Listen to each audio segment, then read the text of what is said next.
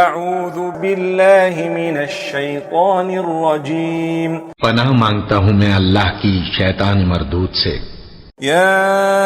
ایہا الذین آمنوا اتقوا اللہ وکونوا مع الصادقین،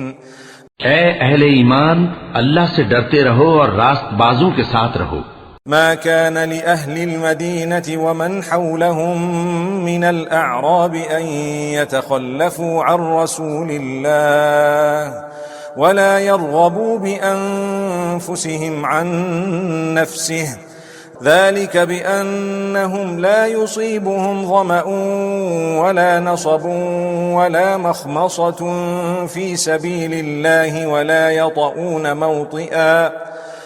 يطؤون موطئا يغيظ الكفار ولا ينالون من عدو نيلا إلا كتب لهم به عمل صالح إن الله لا يضيع أجر المحسنين۔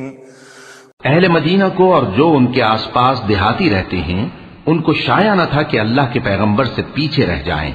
اور نہ یہ کہ اپنی جانوں کو ان کی جان سے زیادہ عزیز رکھیں، یہ اس لیے کہ انہیں اللہ کی راہ میں جو تکلیف پہنچتی ہے، پیاس کی یا محنت کی یا بھوک کی، یا وہ ایسی جگہ چلتے ہیں کہ کافروں کو غصہ آئے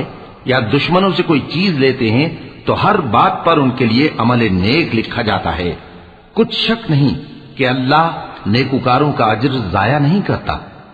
ولا ينفقون نفقة صغيرة ولا كبيرة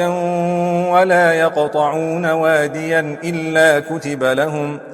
إلا كتب لهم ليجزيهم الله أحسن ما كانوا يعملون۔ اور اسی طرح وہ جو خرچ کرتے ہیں تھوڑا یا بہت یا کوئی میدان طے کرتے ہیں تو یہ سب کچھ ان کے لیے